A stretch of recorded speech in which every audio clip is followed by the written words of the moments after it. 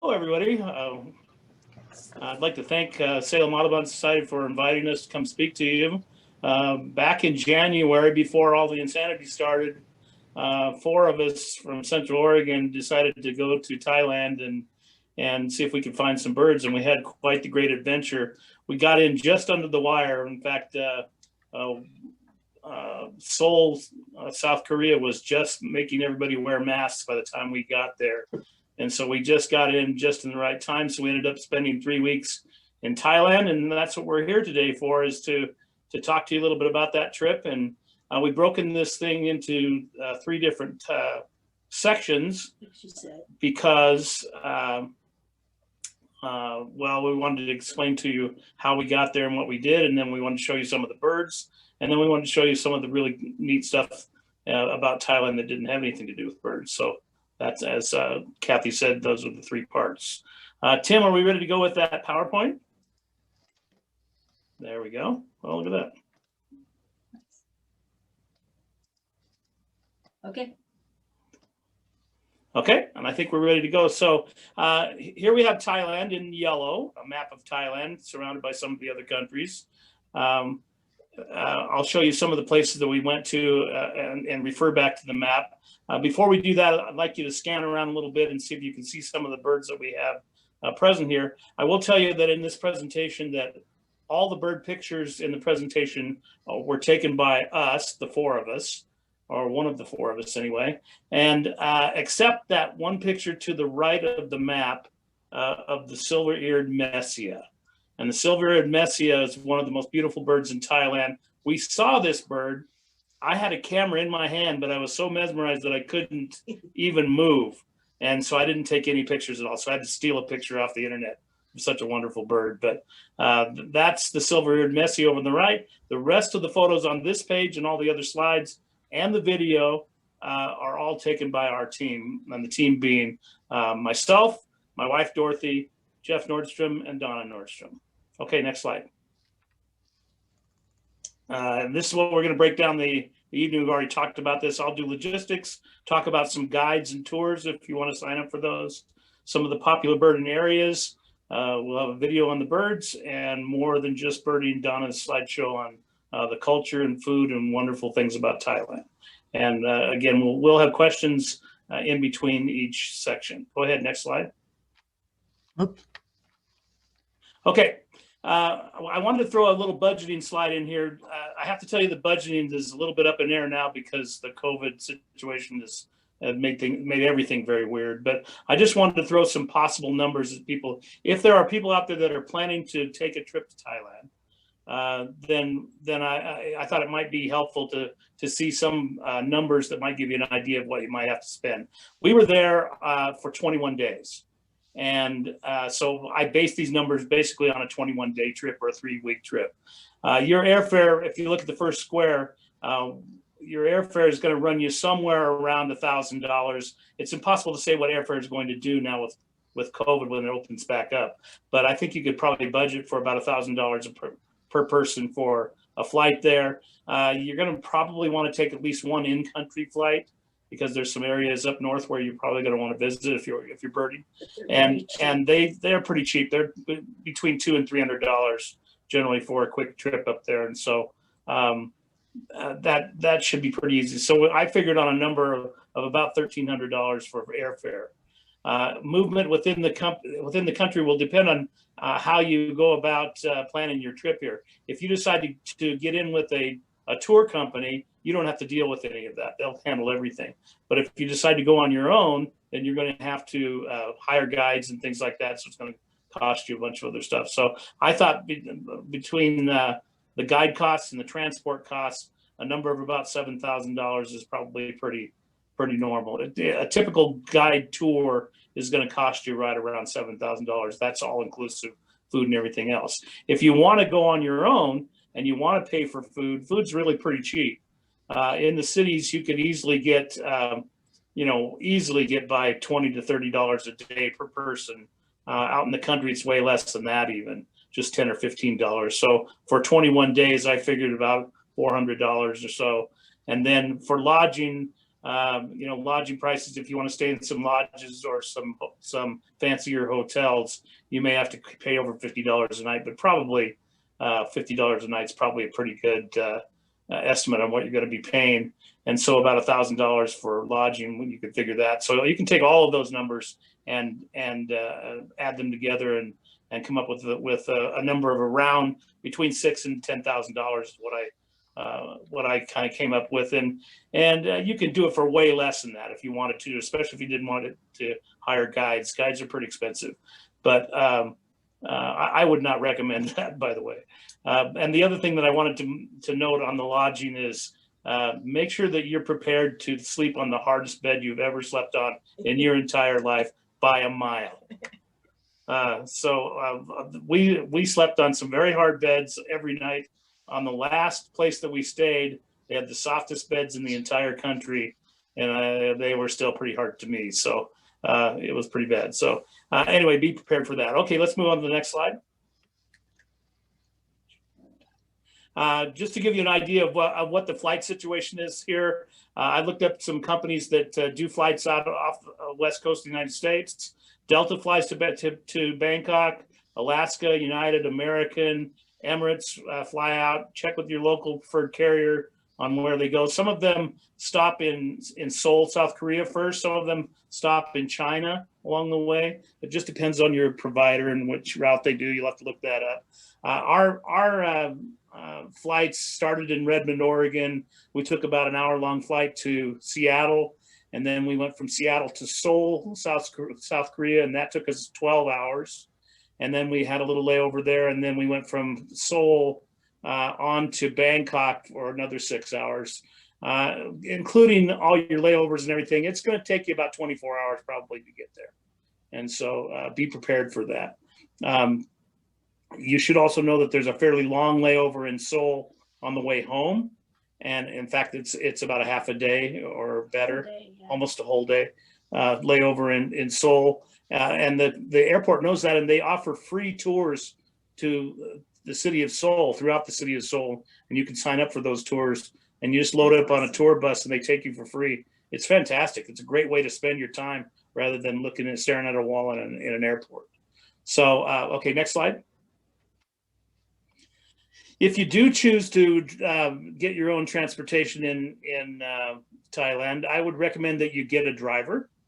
You can get a van fairly cheap, and you can get rental cars at the airport, or arrange for those ahead of time. That's fine. But I would recommend that you get a driver. Drivers are not very expensive, and they handle all the situations that you don't want to handle. For example, you have to know how to drive on the right or the wrong side of the road. You have to have an international driver's permit to be able to drive over there, and that costs $25, which is no problem, but you have to do that before you come. The signs are in English, well, as long as you're in a large city, but once you get out of those large cities, then those English signs go away, and that's kind of tough. And then Bangkok's a town of over 10 million people, and driving in a town of 10 million people, it's pretty stressful, I have to tell you that. So my recommendation is to get a driver and get ground transportation. Our pictures here show the van that we rented. Over on the left is the whole crew there, minus the driver, and then on the right is our driver, Mr. Chot. He was fantastic.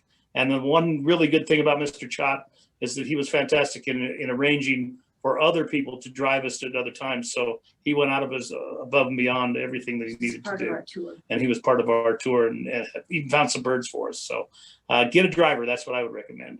Okay. So the next slide, then we want to talk about tours, guides, and destinations. I'm not sure if you're going to sign up if you're going to go. I'm not sure you're going to sign up for a tour or hire guides. I would recommend both of those, but it's up to you. Let's take a look at some options for tours and guides, and I'll tell you a little bit about some of the destinations. We'll go through this fairly quickly. If you're going to go to Thailand, you should find this website, thaibirding.com. And thaibirding.com is run by Nick Upton. And the biggest thing about this is that it breaks you on the right slide. No, he isn't. Oh, sorry. Next slide. What are you doing? Next slide there, Tim. No, he's on. Oh, I'm sorry. Previous slide, Tim. I got confused. My fault. All right, we're back. Anyway, I would recommend if you're going to go on a trip, even if you're not, if you're in a guided trip, a totally guided trip, I would recommend that you go to this website and look it through quite well, because it's a very nice website that has everything about Thai birding. You can set up guiding here. You can set up trips. You can especially look at the page that I'm showing over here on the right, where it shows a map of the country and breaks it into 6 different zones. And then if you click on each one of those zones, then it gives you all kinds of information about doing that. You should check mark or bookmark this page if you're going to go to Thailand for sure. Let's go to the next slide. And I found a few tour companies just for samples to give you an idea of what you can get if you're going to sign up for a tour. ThaiBirding.com sets up custom tours within the country. That's the one we just looked at, the website that we just looked at. BirdQuest and Field Guides, the Eco Tours, and Rock Jumper are all professional guiding organizations that are worldwide guiding organizations. They're high end, pretty expensive, but boy, you won't want for anything if you sign up with those guys. To me, the only downside with them is that they often have fairly good big group sizes, so you might want to watch that when you're signing up for those groups. And then finally, there's a company called Thailand Journey Adventures within the country itself, and it uses only local guides, and it's a Thai company. So if you wanted to keep your money in Thailand and contribute to the local economy, then Thailand Journey Adventures might be the way to go. Next slide. I'm not going to go through all these things. These are some recommendations that I have for places to go. These are places that we visited, and also some places that Nick Upton at ThaiBirding.com recommended that you visit. I broke this down into 3 different areas. There is a map over on the left side of this slide that has stars on it. Wow. And the color of the stars correspond to the squares just to the right of the map. And then also note at the top of the slide, there's a red star for Bangkok to give you an idea of where that is, and a pink star for Phuket down in the south to give you an idea of where that is. I'll start at the top here in the yellow square. We spent all of our time in Khao Yai National Park when we went to the northeast of Bangkok. We didn't get to the other 3 locations on this slide. So I only recommend them because Nick recommended them on their website. But we love Khao Yai, and I would recommend that for sure to go there. In the southwest of Bangkok, the little green star on the map, there are 4 places, Lampak, Bia, and Pak Thale. This is a big shorebirding area. It's a place where Jeff Nordstrom, the eagle-eyed Jeff Nordstrom, found a spoon-billed sandpiper amongst hundreds of thousands of shorebirds in a big pile. So he picked that out. That was fantastic.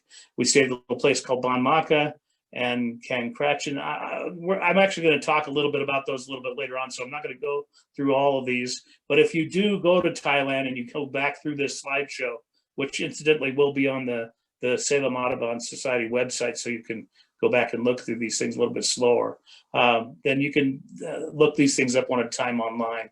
I will tell you that the bottom blue square says Chiang Mai in it. And that was my favorite part of the trip, was going up to the far north of the country and birding the areas around Chiang Mai. So areas like Doi Lang and Doi Ithanon. Doi Ithanon is the highest elevation spot in the entire country. And you'll see on the slideshow coming up, on the video coming up, there'll be a couple of times when we have coats on, because it was darn cold up there. It was almost freezing at some points. Okay, next slide. Next slide, please. Right there.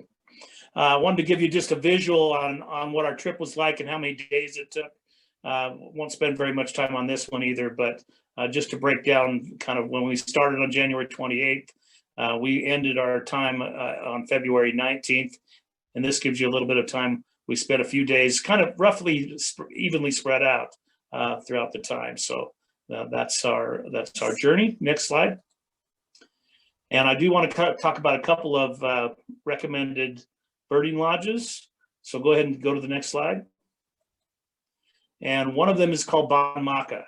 And Bon Maka is, Bon Maka is just a wonderful place, just an awesome place. You could look on the slide and see all the wonderful birds that we got photos of. That most of those were, many of them were just right there in the grounds, right on the Bon Maka resort itself, and it's right on the very edge of the largest national park in Thailand. So many people stay here to do the day trips up into the national park.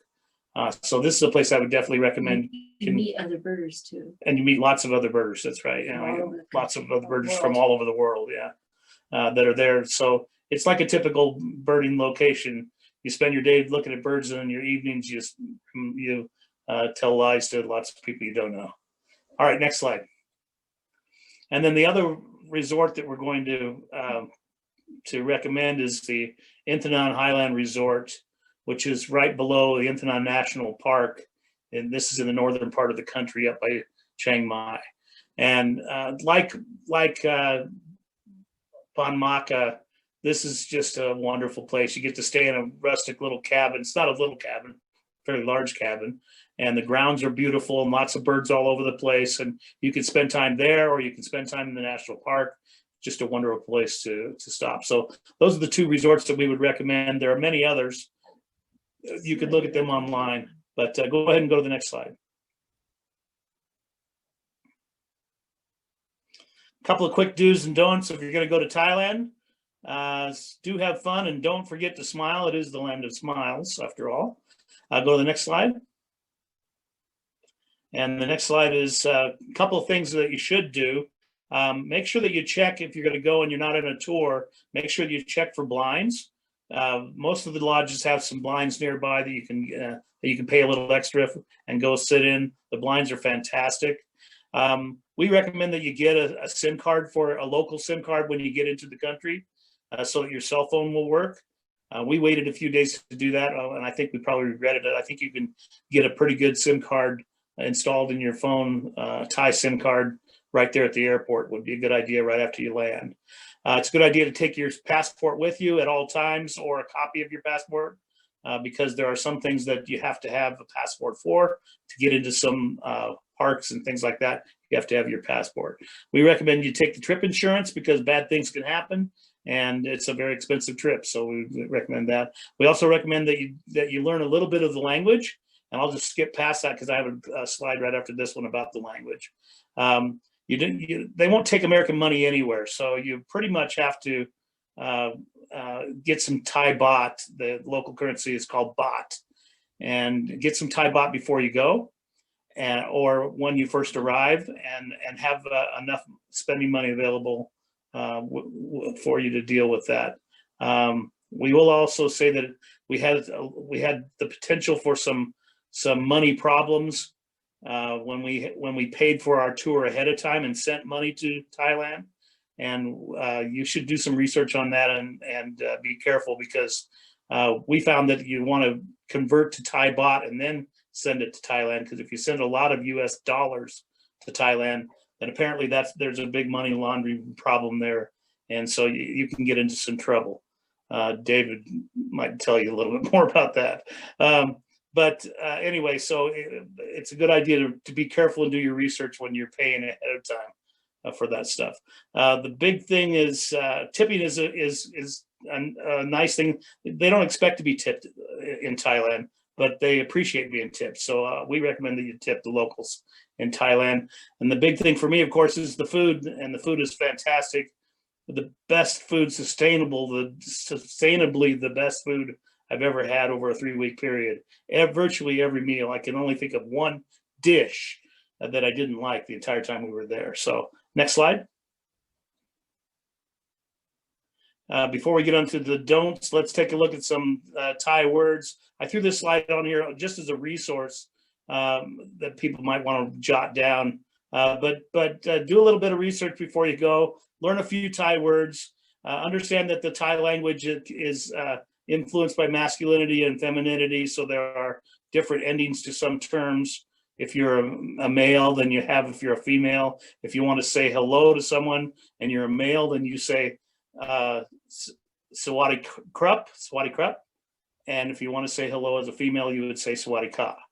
So you end the phrase a little bit differently if you're a male or a female. But here are some of the terms. You can go back and look at these later. Next slide. Very quickly, some things about not doing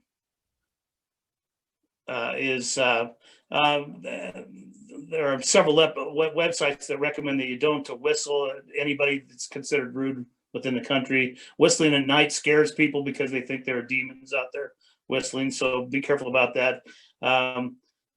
Respect their local religion. If you go into a temple, usually they like you to take your shoes off. You can always tell when you should take your shoes off because there's always a pile of shoes at a door. And just respect that and be respectful in that way. No outward showing of affection, things like that in the temple. That's sort of frowned on. And they like you to cover up. So there are times when they insist that you wear long pants and don't expose the arms and things like that. You have to respect the royalty. Make sure that you don't get caught doing something disrespectful to even a picture of the royalty, because you can be arrested and held in country for that. There are certain body parts that are taboo in the Thai culture. They don't like you to show the soles of your feet to anyone. So that's why they sit cross-legged, especially in temple. And it's not a good idea then to stick your feet up on furniture and things like that and point the soles of your feet at anyone. It's also not a very good idea to touch anybody on top of the head.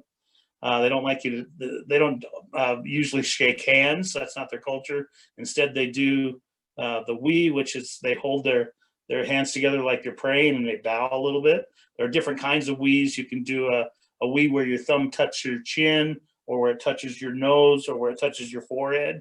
The higher up you go on the face, the more respect you're showing. So if you see a monk or something, then you should bow a little bit. If you mess that up, it's not a big deal. People really respect and appreciate the fact that you're trying, even when you make mistakes.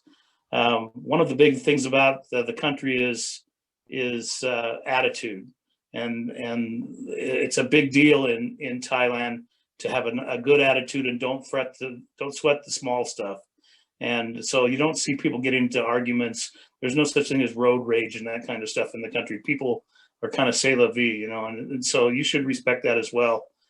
Check your road rage at home. Next slide. I just want to throw this on there. We had so many non-avian experiences. I want to throw a bunch of pictures. Donna will have a few more when she shows you some pictures at the end. And I won't talk about these things because we're running out of time, but we saw a lot of non-avian wildlife. Next slide. And there we go. Okay, Tim, if you can load that video. While you're doing that, I think we have time for some questions about logistics. Anybody have questions? Chuck? Yes.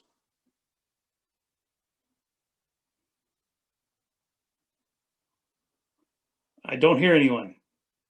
Oh, I think Tim is talking to me, but he's muted his microphone.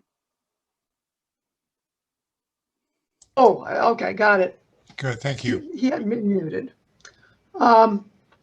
Carol Cruzon would like to know, which option did you choose for your guides? Did you use thaibirding.com or something else? We did do that, and I think that's a pretty good idea. It was relatively inexpensive, and they customized a tour for us. If someone's going to use thaibirding.com, I would recommend that they either contact me or Jeff or Donna or Dorothy and talk to us a little bit, because we have some recommendations dealing with that particular company, because we went with them. We have some experience with them. And we have some recommendations about them, but I would definitely it would be a good idea if you're going to go and use that company. A good idea to contact us, and I think there'll be a contact email on the SAS website when they post this presentation. Great. Dan Hirely has a comment that I'd like you to respond to. He says, and I don't know if I'm pronouncing this right, Sab Sadao is a must-see habitat. Almost everything there we saw, we did not see anywhere else. Good to know. Right, and Do you have a that was comment one of on those. that? Yeah, that was one of those locations that we didn't make it to. In the north is so big that there are a number of really fantastic places, but you can't really hit them all in a 3-week trip. So that creates a little bit of a problem. There's some more places to go than you have time in 3 weeks to cover. So that was one of the places that we didn't get a chance to go to. Back. If we went back, and the reason would be is it would have taken us a full day to drive there, and so we would have wasted a whole day of birding, and we decided not to do that. Oh, I didn't know that. Makes sense.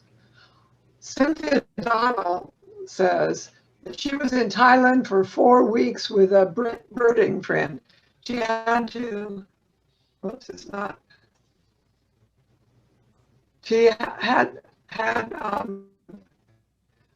their multilingual hotel person write down numerous phrases, such as "please come back for us at such and such a time." Where is this site or another, etc., in both Thai, and then she put down how to pronounce that below. She could say it, and your driver could not read. Did you try any things like that, or did you have to? I'm at a bit of a disadvantage here because you broke up most of the way through that, and so I didn't actually hear the question. But Jeff, did you hear that question? Oh dear. Or Donna? Can you read?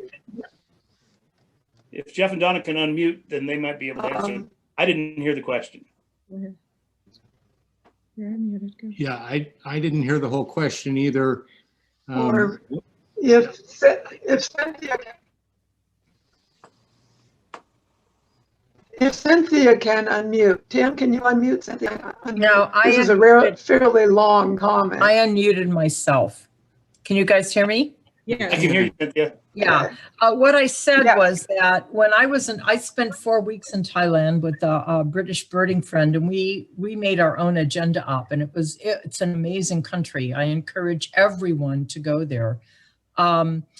And what we did was the very first place we stayed, we had a wonderful young Thai woman who was multilingual.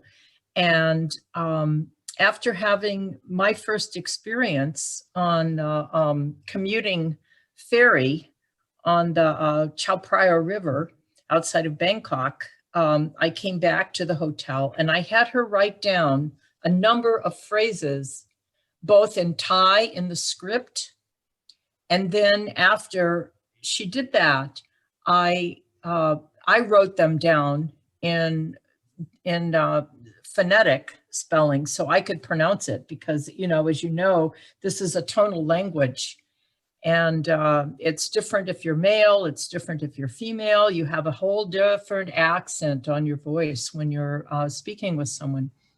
So I found that really, really helpful, because I wasn't sure all of our cab drivers we took, or tuk-tuks is what they have there.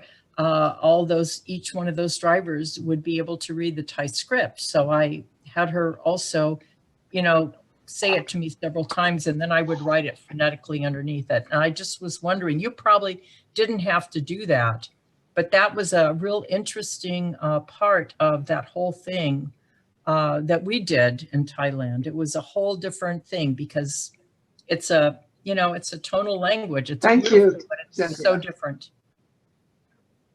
One of the things that Chuck did for us before we left was type down some of the phrases that, you know, you would use commonly. And it was very helpful for us to have those with us and to kind of study those prior to going. So we had a little bit of an idea of some of the smaller phrases that would help us. Yeah, and we each had a little laminated thing to stick in your back pocket that had the, you know, where's the bathroom and how do we get to the airport, and those kinds of questions that people need to have.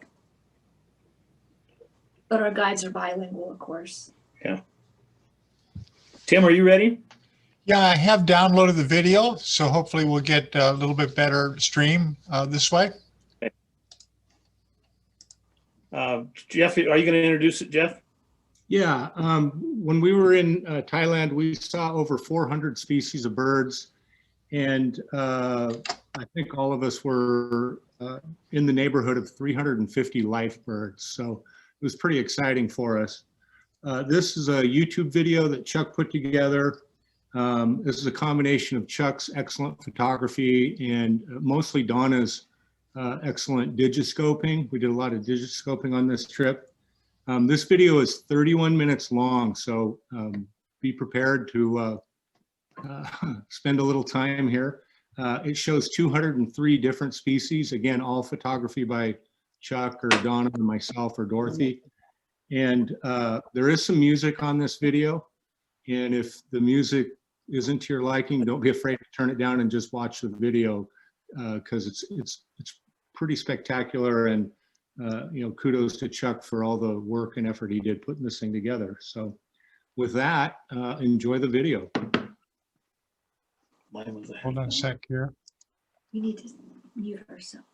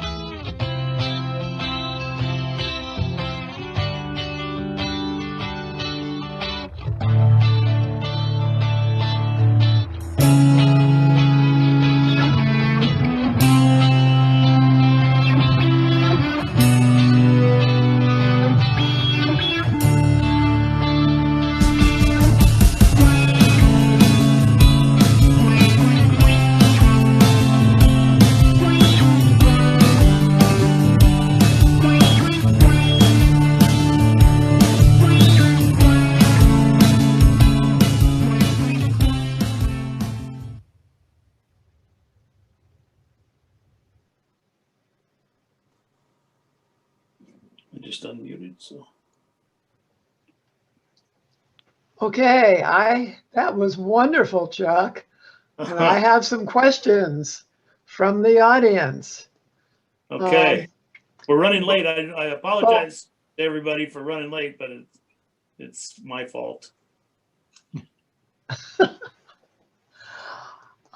John Matthews and Myron Lee both want to know about your camera. And John says, what size camera and lenses did you take for such good pictures that would still be easy to carry? Well, I took a Canon 80D with a 200 to 400 millimeter lens, and it's Nice. pretty heavy, not very easy to carry, but you know, with straps and things, you can manage that. Donna, you want to talk about what you used mostly? Go ahead. We just took our cell phones and we took the digiscope mount and we just mounted it to the scopes as many times as we could and tried to film birds right through the iPhone camera, through the scope. So Wow. Yeah, probably close to better than half of those videos are right through the iPhone camera, Including this one. including the last one. Yeah. I have to say it's wonderful to see the bird in motion. Mhm. You get Yeah. a better feel for it. And then Myron wants to know what optics you took. Jeff, you want to do that one? Binoculars. Yeah, I guess Donna's got Vortex binoculars. I have Swaros. Chuck has Swaros. I'm gonna buy some Vortex. Koa spotting scope on our end, and Chuck has a Swarovski spotting scope on his end. And we took our spotting scopes with us because we wanted to be able to digiscope, and you know, it's always nice to have an extra spotting scope in the group when you're birding.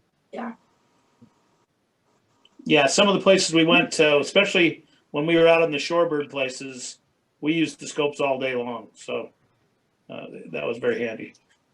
And use the scopes inside the blinds, which was really some of those really up close videos.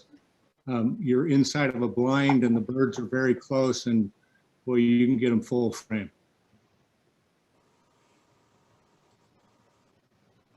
Okay, that's great. Tim Johnson wants to know what the best time of the year to visit Thailand is weather-wise. Again, we went January, February. We found that was really kind of the best time as far as it does get hot in January and February. We had 90-degree days often, but any time after February, it can get scorching hot, unbearably hot, where birders don't even bird midday. They just early morning or late afternoon. So yeah, and there's also a rainy season in there too. So January, February for us came highly recommended, and we're glad we went at that time. And most of the organized tours are in January and February as well. Mary So it's Schmidgall would like to know how many, oh, were you not through? Well, Mary would like to know how many different species did you see, and were you able to identify all of them in the field with the help of your guide, or needed to research them afterwards? For the most part, well, we saw over 400 species of birds. Again, for me, it was about 356 live birds. That's a give or take a few more for Chuck or a few less for Chuck. And yeah, nearly every bird was identified in the field by our guide. There were some that, you know, Chuck got some photos of, sent them through eBird, I think, or pictures to other guides in Thailand that helped us ID that bird. A few of those. There are a number of birds. There are a number of birds, especially in the warbler family, the old world warblers that it was pretty tough to identify those things without hearing them, and so we didn't get everything identified, but our guide did a pretty good job of identifying the birds for us. And we had old-fashioned guides as well, bird guides, books. Oh. Bruce Patterson wants to know if you had the same birding guide the whole trip, and did he travel with you? Yeah, Or our did you trip, change guides? yeah, our trip, we used the same guide through the entire thing. And he did travel with us everywhere we went. When we went down to the bottom of Thailand into Phuket, we were on our own for the last 3 or 4 days. And so we did hire a guide for a boat trip down in Phuket. He really wasn't a bird guide. He was just the boat captain that took us around, and we were still able to ID most of the birds we saw down in Phuket as well. John Matthews wants to know if you had any problems with snakes or other dangerous creatures. I think Chuck, you can, or Donna, I think we only saw one snake the whole time we were there. We saw one live one and one dead one.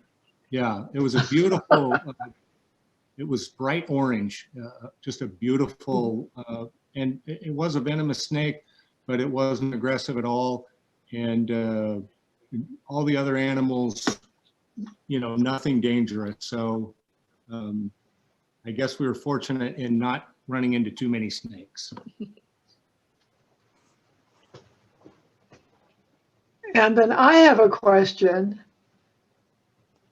This amazing little bird, Boo Book. I mean, the name is strange. And I'm wondering, can you tell me anything about the Boo Book? Chuck, go ahead. It Well, almost looked like a little owl. It's a little owl. That's what it is.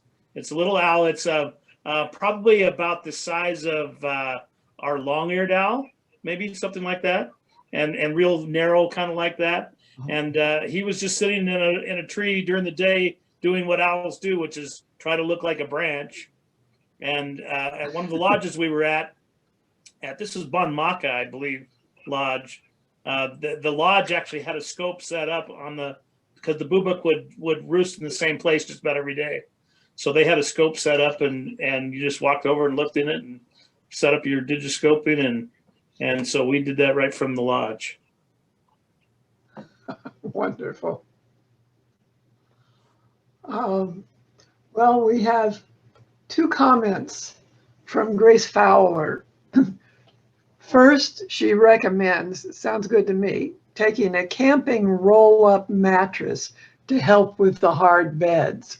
Would you agree? Would you think it would have been worth the space and weight to your luggage? I would have paid $1,000 after about the 8th or 9th night for something like that. Yeah. Good And recommendation. then she also wants to point out that it's the monkeys that are dangerous, and her friend got bit by a monkey. Yeah, and they tell you all over the place to don't feed the monkeys and don't try to pet the monkeys because we could see that could be potentially dangerous. Okay, well, that's the number of questions we have. So I think it's time to go on to Donna's slides. Yes. Welcome to More Than Just Birding. Traveling to Thailand is also about the fresh food, amazing excursions, and ancient culture. Not cool. A welcome sign after hours of traveling. It's gonna go back, I think. Oh no, he said it's gonna.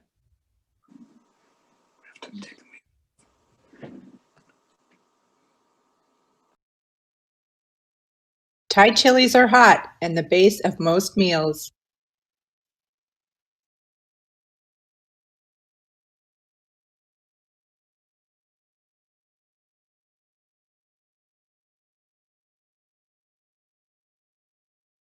Rice is served plain.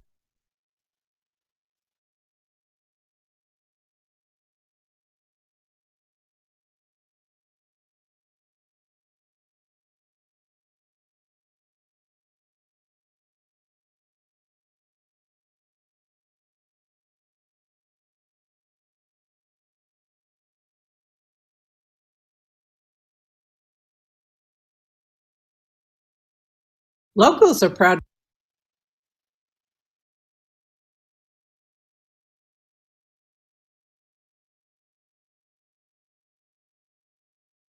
Locals are proud to prepare food for you, and eating local supports families and communities.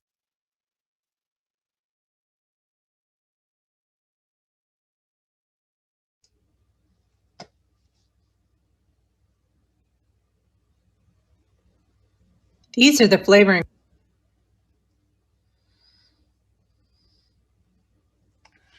I'll try that again. It seems to be clipping as I go through the slides. Sorry about that. I'll try it one more time. These are the flavor ingredients in most dishes and always fresh.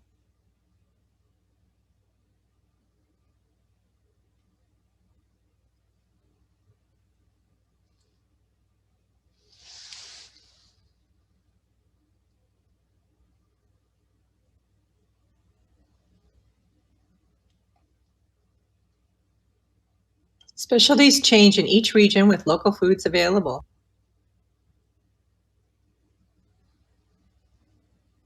A treat, hot coffee Nescafe with fresh donuts, 6 a.m. outside in the dark.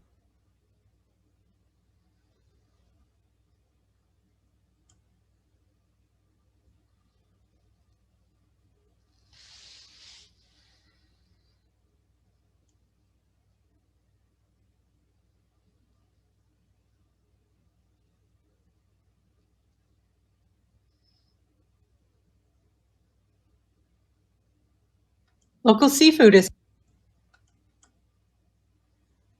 Yeah.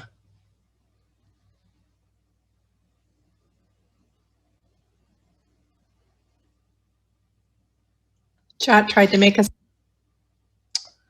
Local seafood is always welcome, even with Thai chilies. And there you go. Chat tried to make us an American lunch complete with canned tuna that included mayo and corn in the can too. Ooh.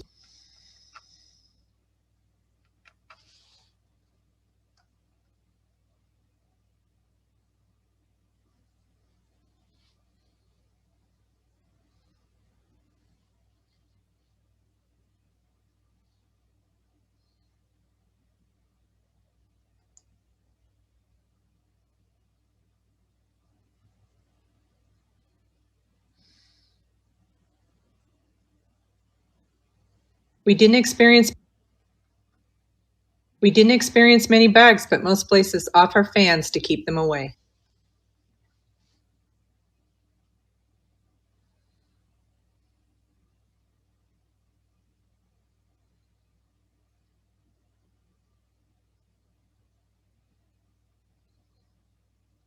Twelve thousand 7-Eleven stores in Thailand, although parking might be an issue.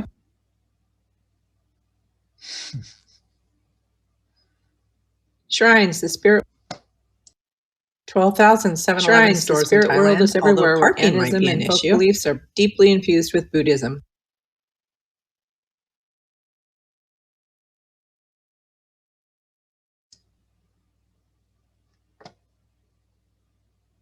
Thailand sunrise. Stop and enjoy.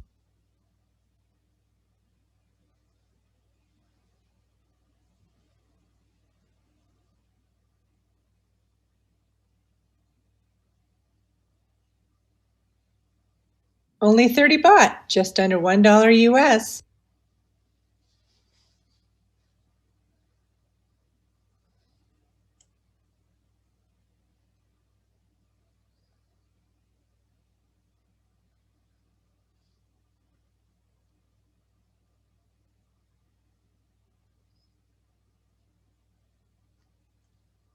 Fresh strawberries in February.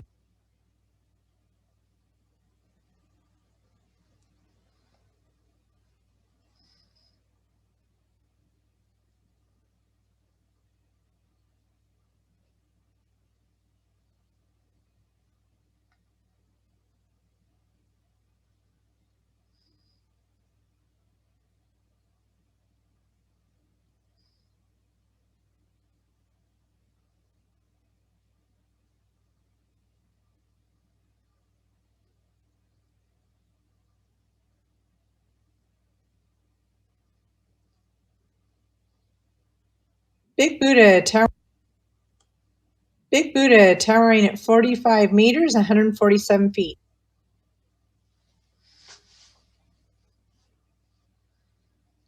With a 360-degree view.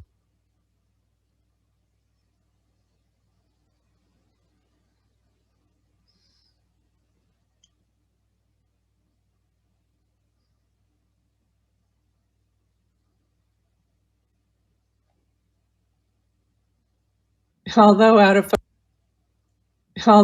focus, this is how we felt riding in this truck.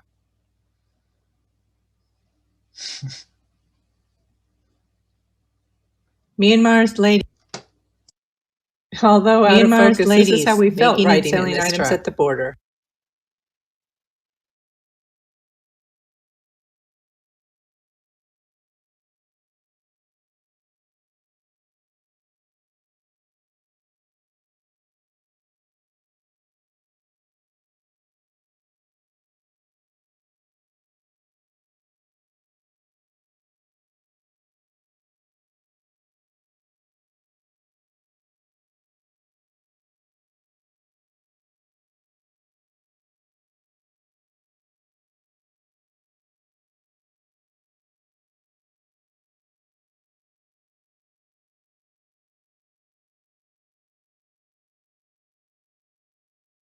Making the most of our 8-hour wait to fly out of Bangkok.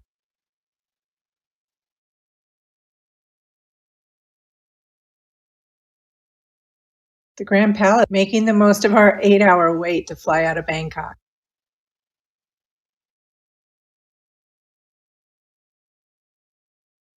Grand Palace, the Grand Palace, the Temple of the Emerald Buddha, and the Queen Sirikit Museum of Textiles.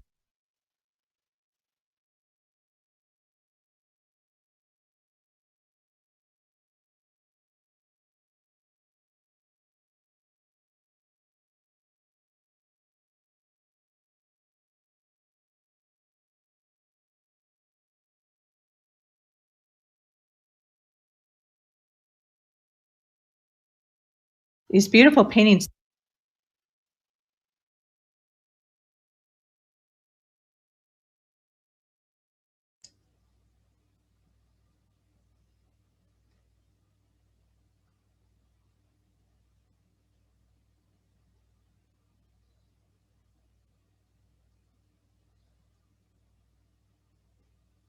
Only 500. I'm sorry, sometimes I can get it to play and sometimes I can't.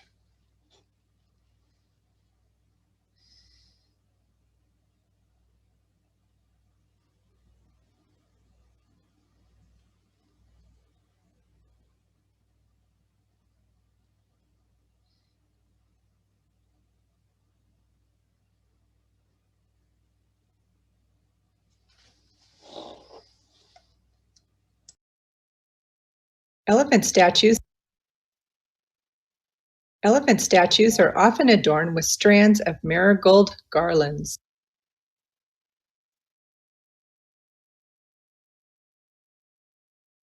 We rented a boat and elephant statues are often adorned with strands of marigold garlands. We rented a boat and driver in Phuket and enjoy a day on the islands.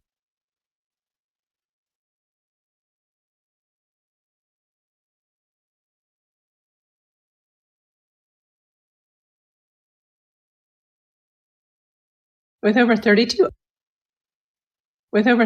islands in Phuket, the adventure is always new.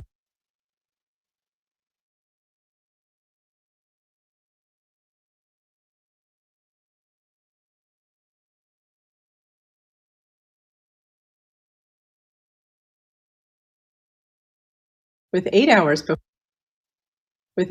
before our plane departed, we visited one of the famous floating markets.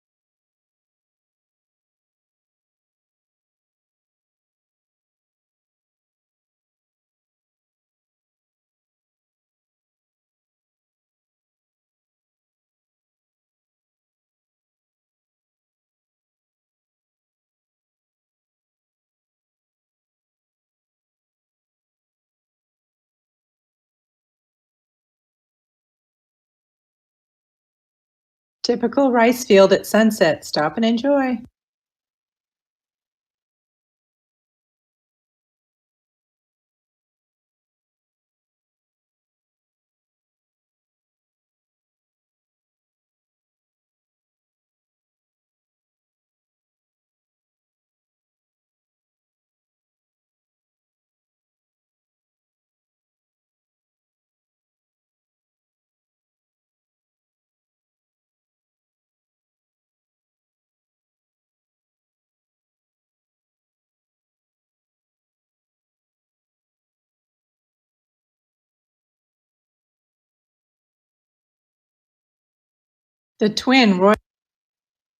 The twin Royal Chettes were constructed by the Thai Royal Air Force. Lilac for the Queen and brown for the King.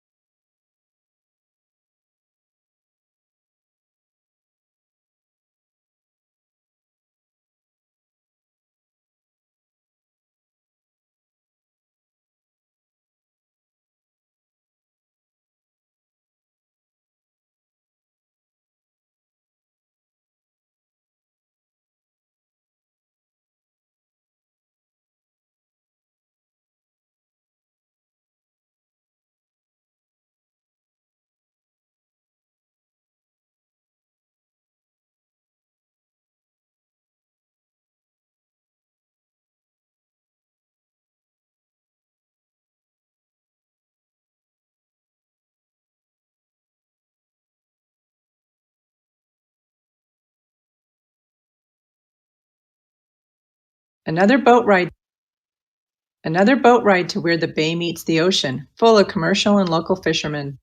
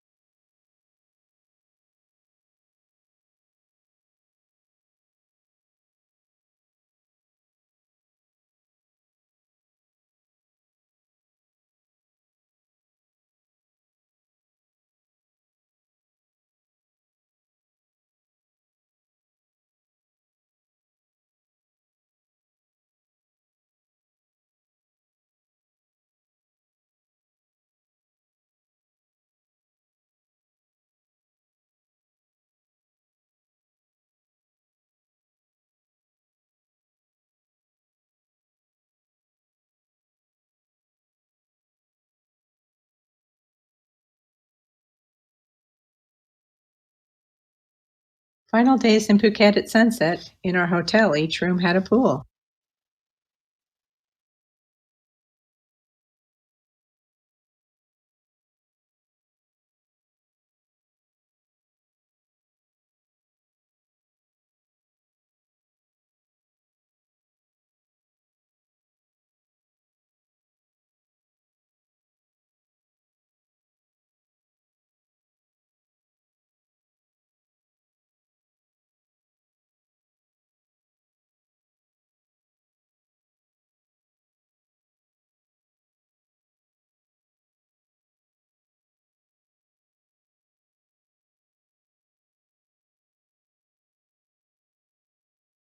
Toilet and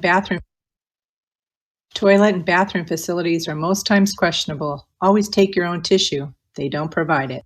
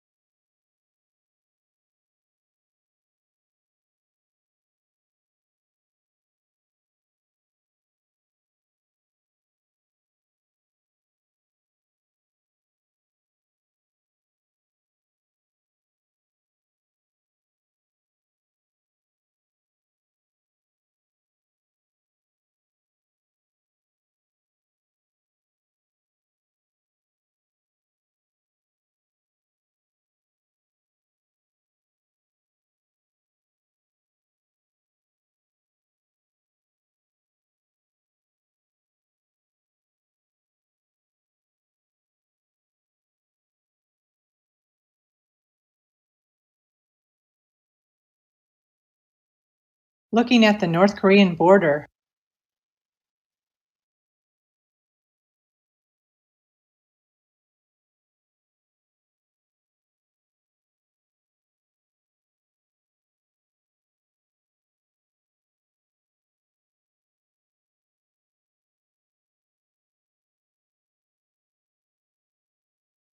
thanks for watching. Enjoy planning your trip to Thailand.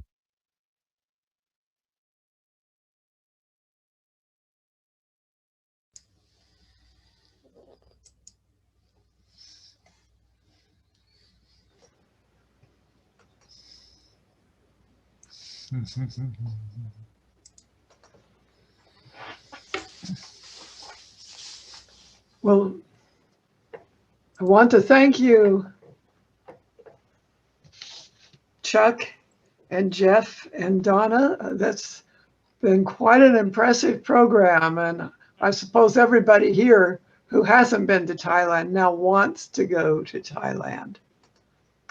Well, we hope it wasn't too long.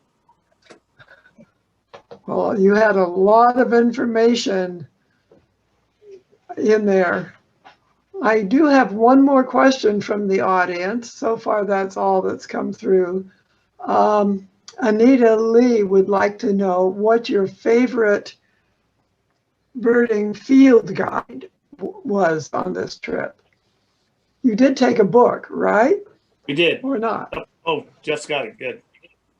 This is a Princeton Field Guide, Birds of Thailand. This is the one I used. It was very good. I think it's the same book, Chuck, that you used. Yeah, I had another book I was going to look and see. I don't see it close by though. But we've used a couple of them, but we primarily used that one in the field. The guide had one. Was it light enough to carry? Yeah, this one's not bad at all. It's not that thick. Covered everything that we needed to know. It's funny, the art in this book is fantastic, but none of the drawings do justice to the birds. It's really amazing when you look at it in the book, and then when you see it in real life, it's just no comparison.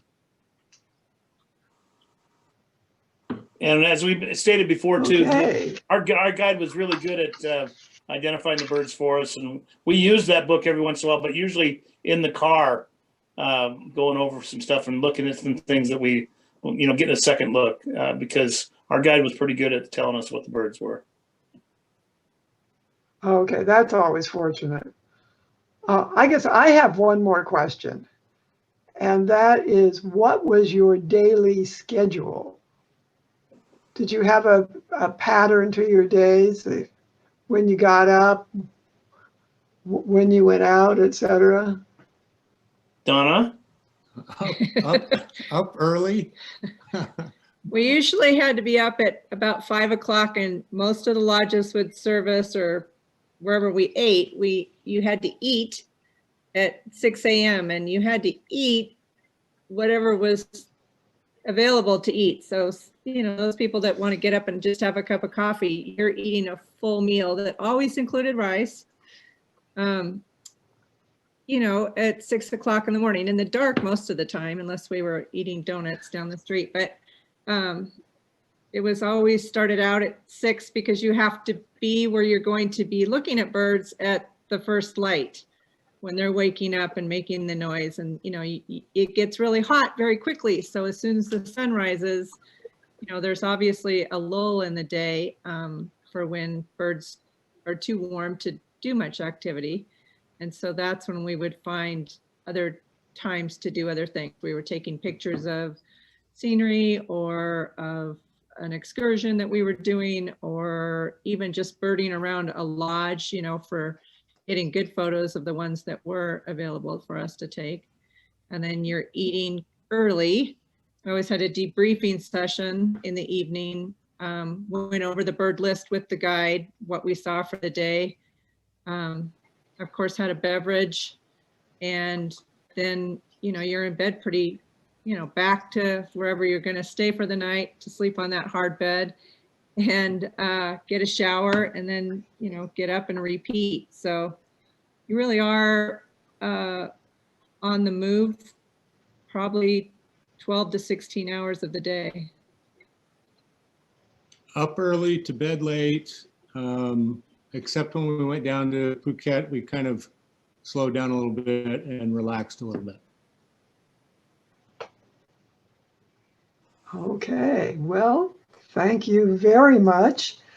I think we're going to close the formal meeting down and have a short break, and we will regroup, and John Matthews will lead our sharing session where we exchange ideas, bird sightings, bird experiences, bird queries.